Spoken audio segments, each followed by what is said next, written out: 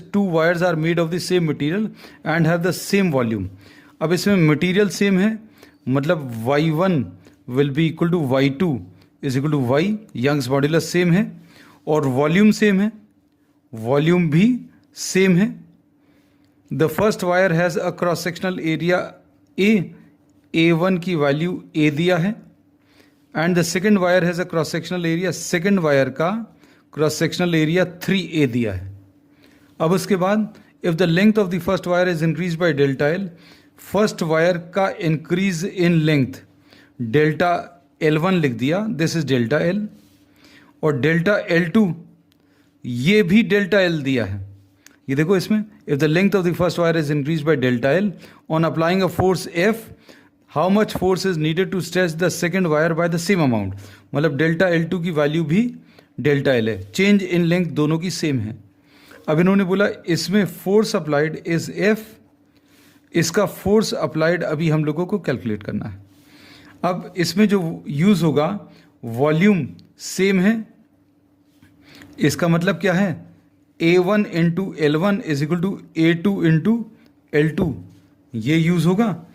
A1 की जगह A लिखा है, L1 की जगह L1 ही लिखा है, और A2 की जगह 3A लिखा है, A2 is 3A into L2. अब इसमें A और A कैंसिल होगा तो L1 की वैल्यू 3 टाइम्स L2 आ जाएगा. अब Y का जो फॉर्मूला है वो क्या है, Y is F into L upon A into delta L. अब Y सेम है तो Y1 is equal to Y2 है, मतलब F1 into L1 upon A1 delta L1 will be equal to F2 into L2 upon A2 into delta L2.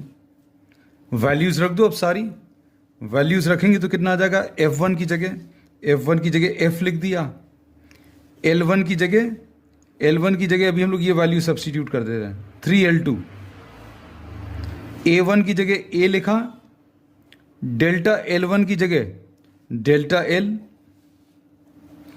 F2 की जगह F2 calculate करना है, L2 इसको ऐसा ही रहने दिया, अपॉन A2 कितना है 3A, और डेल्टा L2 डेल्टा L ये तो सेम है, चेंज इन लेंथ दोनों जगह सेम है, तो क्या कैंसिल होगा, डेल्टा L कैंसिल होगा, इसमें A कैंसिल होगा, L2 और L2 कैंसिल होगा, ये 3 को इधर ट्रांसफर करें तो F2 will be equal to 3 into 3F which will be 9F.